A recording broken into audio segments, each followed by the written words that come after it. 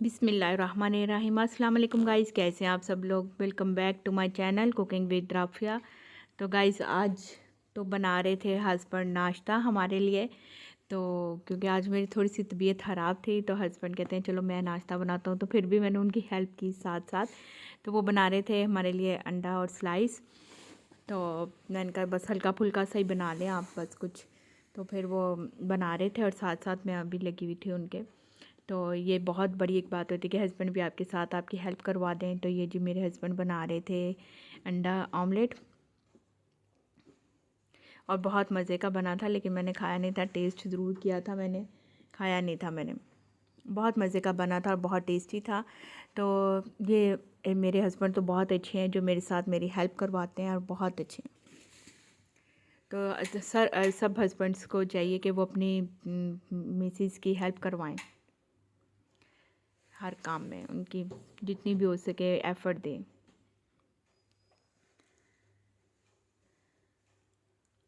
तो ये जी हमारा बन रहा था बहुत ही मज़े का, बहुत ही टेस्टी ऑमलेट, जो कि मैंने ये ग्रिल पैन पे बनाया था। छोटा ग्रिल पैन था मेरे पास तो मैंने उस पे बनाया था। ये हस्बैंड ने बनाया था, सॉरी। तो ये बहुत मज़ेदार बना था। तो खैर हम तो वैसे तो तवे पे भी बना लेते हैं, लेकिन ये छोटा था तो मैंने कहा इसी में ही बना लें। इसके शेप में बनता है और बहुत टेस्टी भी बन जाता है, यानी कि जल्दी बन जाता है। बर्तन भी नहीं ज़्यादा भरते ना गाइस, समझ रहे हैं आप क्योंकि बर्तन बहुत भर जाते हैं।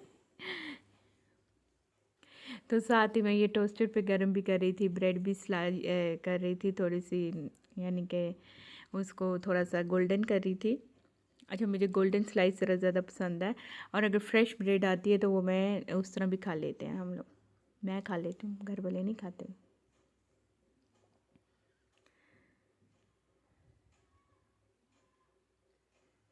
तो जी मैं टोस्ट कर रही थी साथ साथ हस्बैंड के, और उनकी हेल्प करवा रही थी, और साथ साथ ही मैं ये काम कर रही थी, यानी कि ऐसा हस्बैंड ऑमलेट बना रहे थे और मैं स्लाइस टोस्ट करती जा रही थी और साथ साथ चाय बनाती जा रही थी। और ये बहुत मज़े के रेड वाले बने थे और बहुत मज़े के लगते हैं मुझे ये वाले टोस्ट ना। रेड से हों, ज़रा गोल्डन से हों ना, फिर अच्छे लगते हैं मुझे।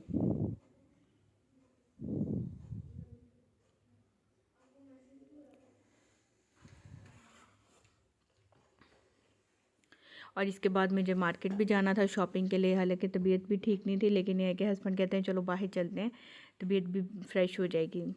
तो फिर मैं चली गई थी। इसके बाद थोड़ा शॉपिंग पे भी गई थी। मैंने तो बटर और जैम लगाया था, लेकिन बच्चों ने आमलेट और साथ स्लाइस ले लिए थे। बस डिफरेंट डिफरेंट नाश्ते करते हैं सब, बच्चे भी डिफरेंट से लेते हैं। कोई वैसे ले लेता है ऑमलेट, कोई पराठा, कोई कुछ। लेकिन आज मेरी थोड़ी तबीयत ख़राब थी तो इसकी वजह से सब ने एक जैसे ही नाश्ता कर लिया था।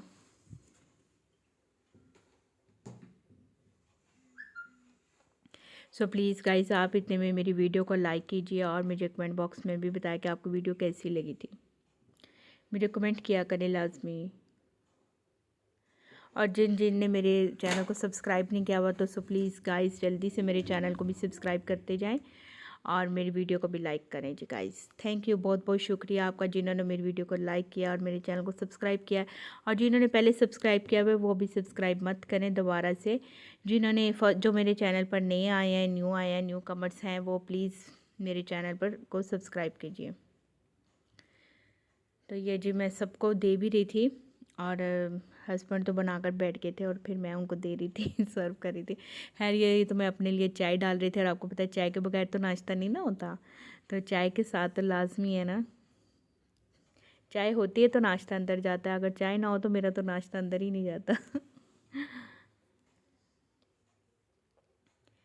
एडिक्शन है मुझे चाय की।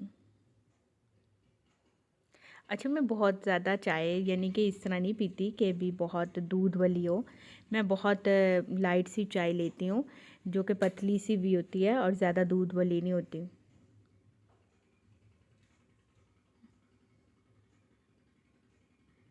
ज़रा थिक सी चाय हो तो मुझे वैसे ही नहीं मज़ेदार लगती, वो मुझसे पी भी नहीं जाती। और वैसे भी मैं विदाउट शुगर चाय लेती हूँ, और साथ में बहुत थिन सी लेती हूँ चाय भी। तो चाय पी, चाय के बाद बर्तन धोए और उसके बाद मैंने फ्रीज़र में से बोनलेस चिकन पड़ा हुआ था वो निकाल के तो मैंने रख दिया बाउल में, ताकि वो अच्छे से सॉफ़्ट हो जाए। यानी कि फ्रोज़न था वो, मैंने कहा चलो सॉफ़्ट हो जाए। तो फिर मैं इसको बोनलेस चिकन को ना छोटी छोटी बोटियाँ कर लूँगी, क्योंकि मैं आगे बना रही थी पिज़्ज़ा। आप देखेंगे थोड़ी सी पिज़्ज़े की भी रेसिपी।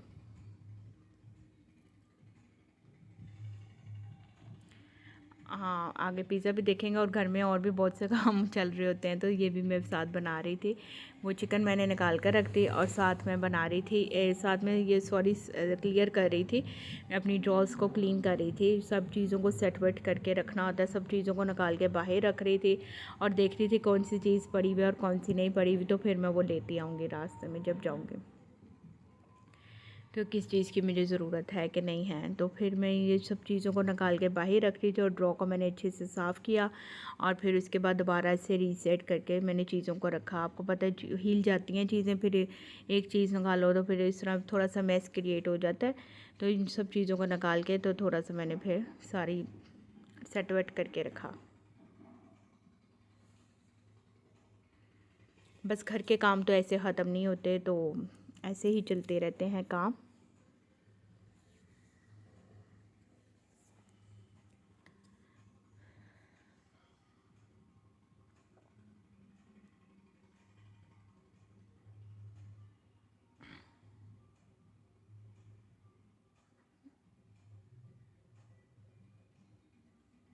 मेरा बेटा साथ मेरी हेल्प करवा रहा था, वो भी चीज़ों को सेट यानी कि वो मुझसे पकड़ता जा रहा था और रखता जा रहा था किचन स्लैब पे, किचन काउंटर पे, तो मैं उसको पकड़ाती जा रही थी। इससे ही होते बच्चे मेरी हेल्प करवा देते छोटी छोटी, तो फिर मेरी बहुत हेल्प हो जाती है।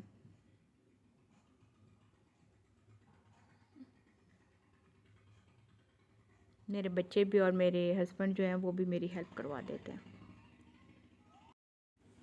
तो ये जी चीज़ें हो गई थी सेट और मैं ये इनको फिर दोबारा से रख रही थी ताकि ये अच्छे तरीके से सेट हो जाएं। जब इन चीज़ों में थोड़ा सा मैस क्रिएट हो जाता है ना, तो मुझे बहुत सी उलझन होती है और बहुत ज़्यादा प्रॉब्लम होती है। मुझे एक अजीब सी मेरी तबीयत में आती है चिड़चिड़ाहट के, मेरी चीज़ों को क्या हुआ है, क्यों हिल गई हैं ये।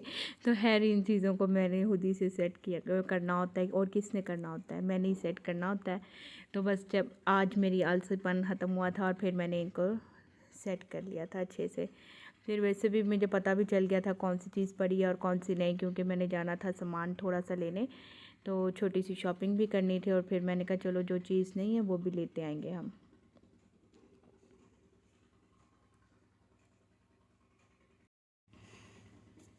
तो ये जी बस हो गई थी, 2-3 दराज़ें थी जो इनको मैंने सेट वेट करके रखा था, तो बस इनको मैं कर रही थी।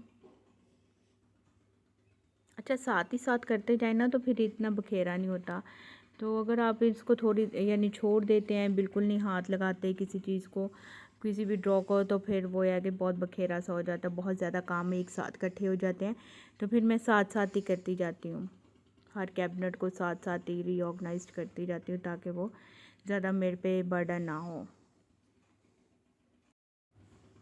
तो जी ये हो गई थी सारी रीऑर्गेनाइज्ड दराज, ताकि ये सब चीज़ें अच्छे तरीके से मैंने रखनी थी। अच्छा, मैं जो चीज़ खोली होती है मैं उसको दोबारा से एक बैग में डालकर एयर टाइट करके फिर रखती हूँ, या क्लिप लगा देती हूँ अच्छे से टाइट करके, क्योंकि इससे होता है कि फिर नमी नहीं जाती है और कोई कीड़ा कटका भी नहीं जाता आपकी चीज़ों में। बस ये हो गई थी सेट और उसके बाद मैं चली गई थी बाज़ार भी।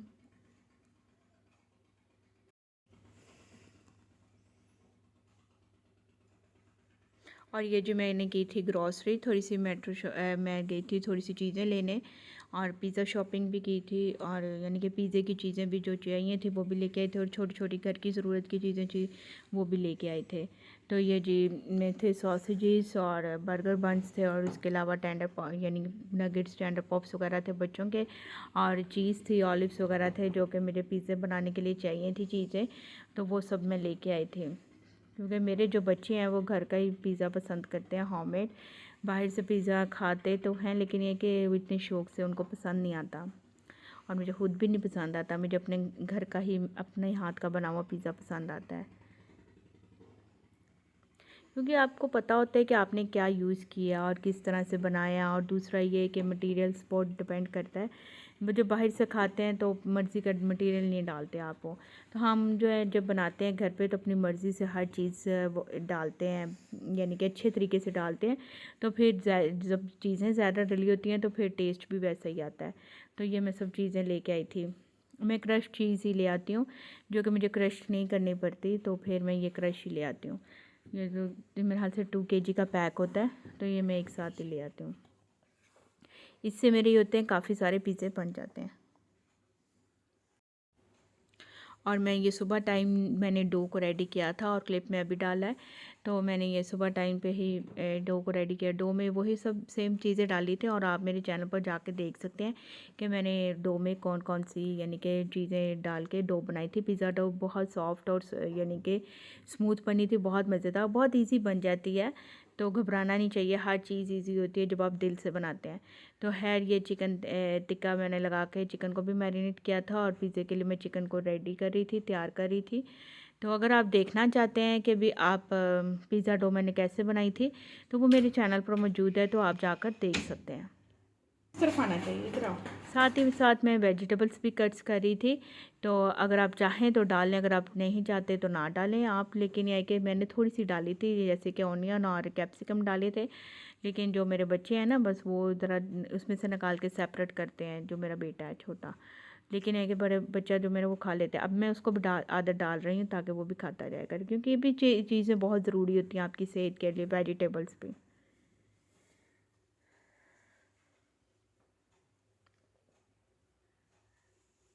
ये जो मैंने कट्स कर लिए थे कैप्सिकम और ऑनियन, जो कि मैंने इस तरह, और फिर उसके बाद पिज़्ज़े के लिए मैंने सॉसेजेस भी कट करने थे, तो वो सॉसेजेस को भी मैं कट कर रही थी। अब ये आपको पता ही है कि भी ये जो यानी कि पिज़्ज़े में मैं सॉसेजेस तो लाजमी डालती हूँ। इससे ये होता है कि आपका जो पिज़्ज़ा है ना वो बहुत ही टेस्टी बनता है। तो मुझे तो सॉसेजेस के बगैर पिज़्ज़े का मज़ा नहीं आता। जैसे कि कुछ लोगों को स्वीट कॉर्न के बगैर मज़ा नहीं आता, तो मुझे ये सॉसेजेस के बगैर पिज़्ज़े का मज़ा नहीं आता। तो मैंने ये सॉसेजेस भी इसमें डाले थे।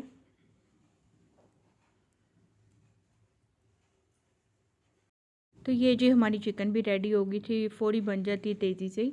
तो चिकन भी हमारी रेडी हो गई और साथ ही हमारे सॉसेजेस और वेजिटेबल्स भी सब रेडी हो गई थी। और जल्दी जल्दी से मैं बना रही थी पिज़्ज़ा, क्योंकि बच्चों को और बड़ों को सबको भूख लगी हुई थी और हम सब ने इंजॉय करना था अपना पिज़्ज़ा। तो मैंने डो को निकाल के थोड़ी देर काउंटर टॉप पे अच्छे से मैंने उसको रेस्ट दिया, यानी कि उसको अच्छे से मैंने यानी कि ऊपर नीचे उसको अच्छे से फेंटा लगाया समझ लें कि उसको फेंटी लगाई थी, यानी कि उसको मैंने मारा। इस तरीके से आपने लगाना है ताकि आपकी जो डो में एयर है वो सब निकल जाए और आपकी डो जो है वो अच्छे से ही स्मूथ बनेगी। बहुत इस तरह से, यानी 5-10 मिनट आप करें। बस इसको मैंने फिर 2 हिस्सों में डिवाइड कर लिया था डो को। तो डो ये मैं 2 लार्ज पिज़्ज़े बना रही थी और मैंने ये डो को 2 हिस्सों में डिवाइड कर दिया था। और इसी तरह से ऑलिव्स, हैलोपिनोस, पिज़्ज़ा सॉस मैंने घर पे नहीं बनाई हुई थी, तो मैंने बाज़ार की भी रखी होती है, तो वो मैंने यूज़ कर ली। तो उसके साथ मैंने कैप्सिकम, सॉसेजेस और ऑनियंस वगैरह भी मैंने कट कर लिए थे और हाथ की मदद से मैंने इसको पहले थोड़ा सा तो बेलने की मदद से मैंने किया था और उसके बाद फिर मैंने हाथ की मदद से इसको यानी पिज़्ज़ा पैन पे सेट किया था। तो आपको हाथ की मदद से ही सेट होता है, यानी बेलना आप करें भी तो बस शुरू में थोड़ी देर के लिए आप यूज़ कर लें, लेकिन आप हाथ की मदद से ही सेट होता है। बहुत इजीली पिज़्ज़ा बन जाते हैं, देख लें मैंने हाथ की मदद से सेट किया था। अच्छा, मैंने इस पे जो पैन पे ना मैंने सारा अच्छे तरीके से ब्रश कर दिया था। ऑलिव ऑयल लगा लें, बटर लगा लें, कोई भी ऑयल, कुकिंग ऑयल लगा लें आप। तो मैंने ऑलिव ऑयल लगा के इसको अच्छे से यानी कि पैन को ग्रीस कर लिया था। ग्रीस करने के बाद मैंने डो ऊपर से अच्छे से जो सेट की और उसके बाद मैंने फोक की मदद से इसको इस तरीके से कर दिया था। इससे ये होता है कि बबल्स नहीं बनते, तो आपका जो पिज़्ज़ा है ना वो अच्छे से नीचे से भी हीट देता है। तो इसी तरीके से, और ये मैं चीज़ को कट करी थी और मैं सबसे पहले एक टॉपिंग मैं चीज़ की लगाऊंगी, फिर उसके यानी कि पहले मैं सॉस लगा के तो फिर मैं ऊपर से चीज़ लगाऊंगी इसको।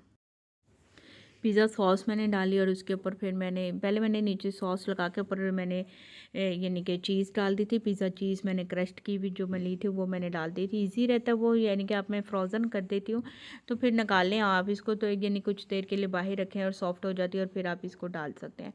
तो खैर वो डाल दी और उसके साथ ही मैंने चिकन, सॉसेजेस, ऑलिव्स और सब चीज़ें डाल के तो पिज़्ज़े को डन किया, जो कि ये पिज़्ज़ा बहुत ही मज़ेदार, बहुत ही टेस्टी बना था, बहुत डिलीशियस था। तो आप भी ज़रूर ट्राई करें, आपको भी इंशाल्लाह बहुत मज़ेदार पिज़्ज़ा बनेगा। ये देखिए जी गाइस, मैंने ग्रिल यानी कि अपने ओवन में रख दिया था। ओवन को मैंने प्रीहीट कर लिया था तकरीबन 20 मिनट्स के लिए। तो गाइस इसी तरह से मैंने पिज़्ज़े बनाती गई और ये हमने इंजॉय किए, जो कि बहुत मज़ेदार थे। और हमारी पिज़्ज़ा पार्टी घर पे ही इंजॉय हमने की। सो प्लीज़ गाइस आप भी मेरी वीडियो को मस्ट लाइक कीजिए और मेरी वीडियो को फ्रेंड्स एंड फैमिली ज़रूर शेयर करें और मेरे चैनल को भी सब्सक्राइब कीजिएगा और मुझे दुआ में याद रखिएगा। And thank you, take care, अल्लाह हाफिज़। और बस मैं इसी तरह से पिज़्ज़े बनाती गई, यानी कि मैंने 2-3 पिज़्ज़े बनाए थे तो मैं इस तरह से ही बनाती गई।